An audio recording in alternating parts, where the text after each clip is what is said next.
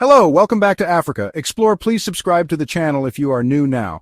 Picture this, a scene unfolding behind closed doors, a moment of high drama within the very heart of government. A regular cabinet meeting in Gaborone.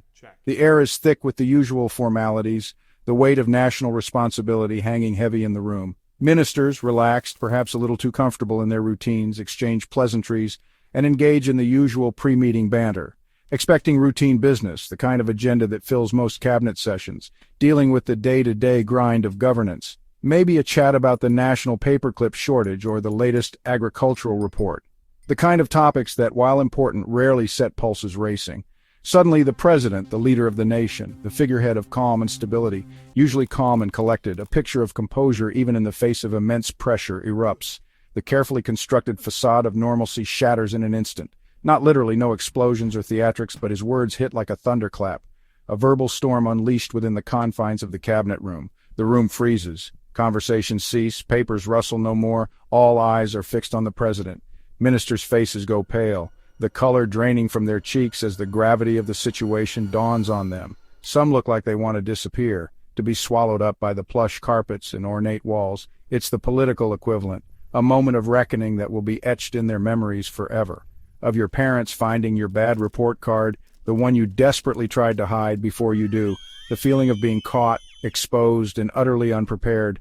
The president's voice, the voice of authority, usually measured, carefully modulated to convey reason and control, now slices through the silence, each word a sharp blade cutting through the heavy atmosphere. Words like incompetence, accusations of negligence and failure, the harshest of criticisms leveled at those entrusted with the nation's future, fly across the table. Projectiles of disappointment and frustration aimed directly at their targets. The air is thick, heavy with unspoken anxieties and simmering resentment. You could hear a pin drop. The silence is so profound it amplifies the tension, making every breath feel like a transgression. This isn't a gentle nudge, a subtle course correction. It's a full-on public dressing down, a deliberate and forceful act of reprimand delivered in the most public of settings. The kind of moment, the sort of event that instantly becomes the talk of the town. The kind of scandal that spreads like wildfire. News spreads fast, gossip travels at the speed of light in the corridors of power. The president lost it. The headline screams, capturing the essence of the drama in 4 simple words. Whispers in government corridors, hushed tones and furtive glances replacing the usual confident strides turn into headlines. The private drama becomes a public spectacle. The whole nation is buzzing, every coffee shop conversation, every radio talk show dominated by the president's outburst. This isn't political theater, a carefully staged performance for the cameras. It's real, raw, unfiltered, and undeniably authentic. Imagine finding out, discovering something completely unexpected and out of character. Your reserved librarian, the epitome of quiet contemplation and studious calm, listens to death metal. The jarring contrast, the utter incongruity of the image, that level of shock, the kind of surprise that leaves you speechless and questioning everything you thought you knew. People want to know. The public demands answers. What pushed him to this point? What series of events led to this unprecedented display of emotion? Ministers are left reeling, their carefully constructed worlds turned upside down, wondering if their jobs are on the line. The comfortable security of their positions suddenly feels precarious. The president's outburst is a wake-up call, a jarring alarm that shatters the complacency, not just for the cabinet, not just a dressing down for a select few, but for the entire country. A signal that the status quo is no longer acceptable. It's clear, crystal clear, undeniably obvious. Something big has been brewing, a storm gathering on the horizon beneath the surface. Hidden problems, festering issues, and simmering discontent. The usual calm has shattered. The carefully maintained illusion of stability lies in pieces, replaced by a demand for answers, a clamoring for accountability, and a thirst for transparency. This is no ordinary meeting, not just another item on the agenda. This is a turning point, a moment of profound significance that will shape the future of the nation. The president's frustration is unmistakable, his anger palpable, his disappointment profound. The message, the underlying sentiment, the core of his outburst. Enough is enough. The line has been crossed, the limit reached. The cabinet is on notice. They have been warned. Their performance is under scrutiny. The public is watching. The citizens are paying attention, holding their leaders accountable. The stakes have never been higher. The future of the nation hangs in the balance. The president's anger is a signal, a clear indication that change is inevitable, change is coming, a transformation is on the horizon one way or another. Whether through reform or revolution, the old order is crumbling. Ministers realize, the truth dawns on them, business as usual is over. The comfortable routines of the past are no longer sustainable. The nation holds its breath, collectively anticipating what comes next, waiting to see what happens next. The future hangs in the balance, uncertain and full of possibilities, and you can be absolutely certain everyone's paying attention now. All eyes are on Gaborone, waiting to see how this political drama unfolds. Presidents don't explode for fun. There's always a breaking point, a culmination of events that leads to such a dramatic display. It's not a calculated move, but rather a raw, unfiltered reaction to mounting pressures. This outburst was a long time coming. It wasn't a sudden eruption, but the inevitable result of a slow, steady buildup of frustration and disappointment. Think of it as a pressure cooker, slowly reaching its limit. Frustration had been simmering, quietly at first, but gradually intensifying over time. Like a pot left unattended on the stove, the heat was slowly rising, threatening to boil over. Missed deadlines, piling up one after another, creating a sense of urgency and failure.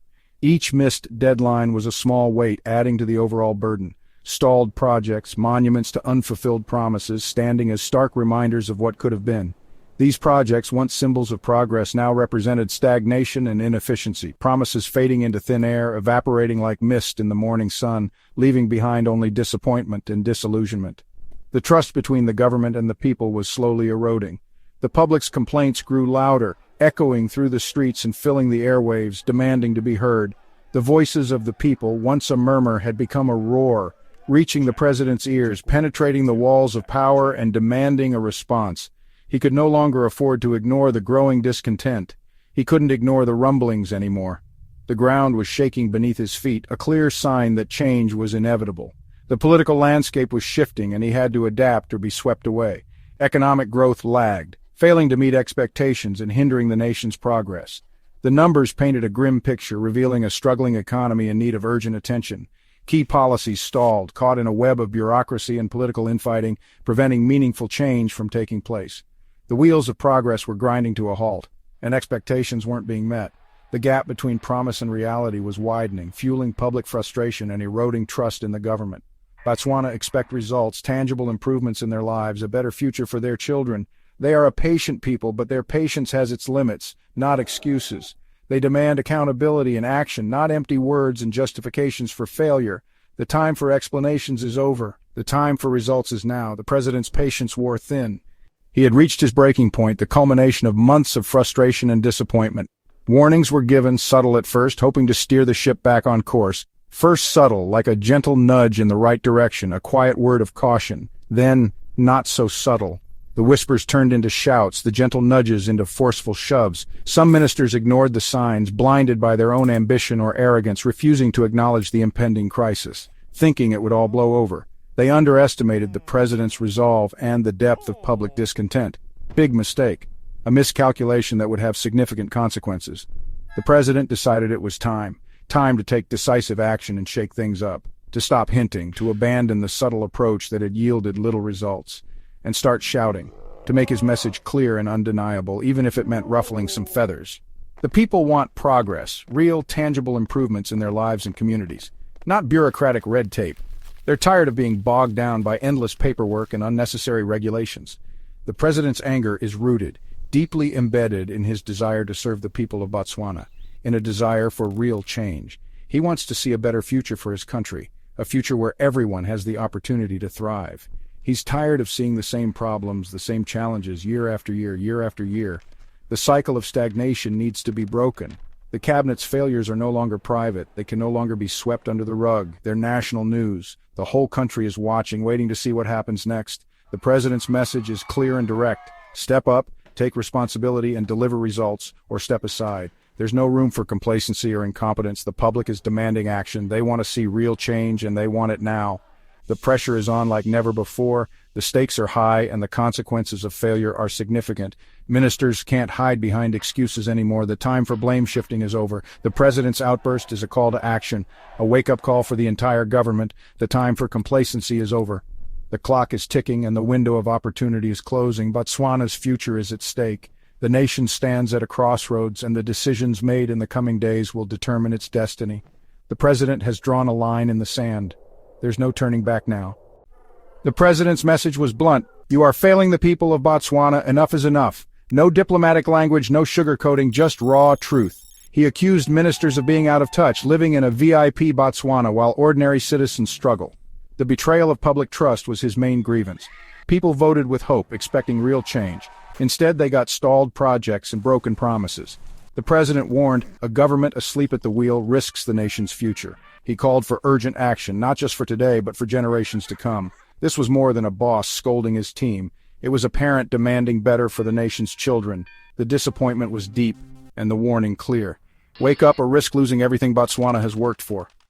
The president didn't need to name names. Everyone knew the failures. Major road projects stalled, new schools delayed, hospitals lacking basic supplies. These aren't just statistics, they're real lives affected.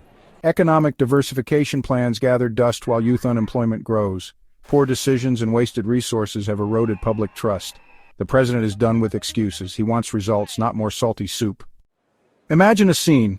A president standing before his nation, publicly scolding his ministers. It's a display of authority, a moment of reckoning. That kind of direct confrontation is rare, but not entirely unheard of in the diverse landscape of African politics. It raises questions about leadership styles and the pursuit of accountability. Some observers have drawn parallels, perhaps controversially, to figures like Captain Ibrahim Traoré of Burkina Faso. It's a different context, certainly, but there's a shared perception of boldness, a willingness to break from established norms. Traoré, for example, has made it a central theme of his leadership to call out corruption. He also targets inefficiency within the government structures, aiming to streamline processes and improve service delivery. His actions are seen as shaking up the status quo, challenging entrenched interests and demanding a new way of operating. Botswana's president, however, is operating within the framework of a democratic government, a system built on checks and balances. Yet he is demanding accountability from his ministers just as fiercely, utilizing the tools of democracy to achieve his goals. The core message, regardless of the method, resonates deeply with many. It's a simple yet powerful idea. Leaders must serve the people who elected them. Their focus should be on the needs of the citizenry, not on enriching themselves or consolidating their own power. Across Africa, from bustling cities to remote villages, citizens are finding themselves inspired by this renewed emphasis on ethical leadership. They are increasingly vocal in their demand for tangible results and greater accountability from their elected officials. The methods employed to achieve these goals may differ from country to country, but the underlying hunger for good governance, for transparency, and for effective leadership remains constant. This desire for responsible leadership is a universal concept, transcending borders and cultures. Botswana's president is strategically using the power of his office, the authority vested in him by the people, and crucially, not relying on the military might to bring about this change. He's using the tools of governance to push for progress and reform. The entire continent is watching with bated breath, wondering, will this bold move spark real and lasting reform, setting a new precedent for leadership across Africa? People are yearning for leaders who aren't afraid to challenge the status quo, and more importantly, who aren't afraid to challenge their own teams, holding them accountable for their actions. The bar for leadership, the standard by which leaders are judged, has just been raised significantly, setting elevated expectations for those in power.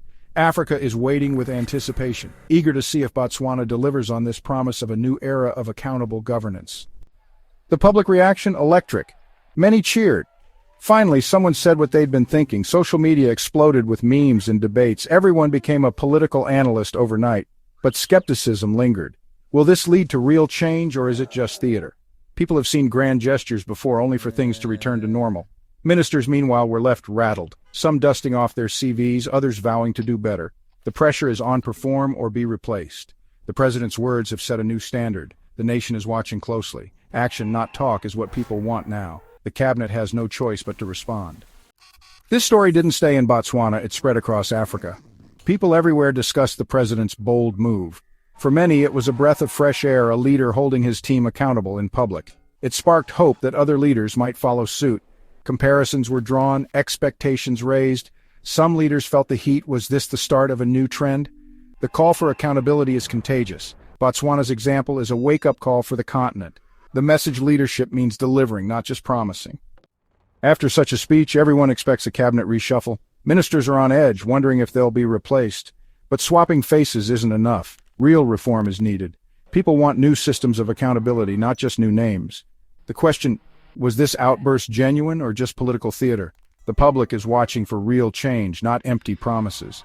The president has set a new standard for himself, too. He's made a public commitment to excellence.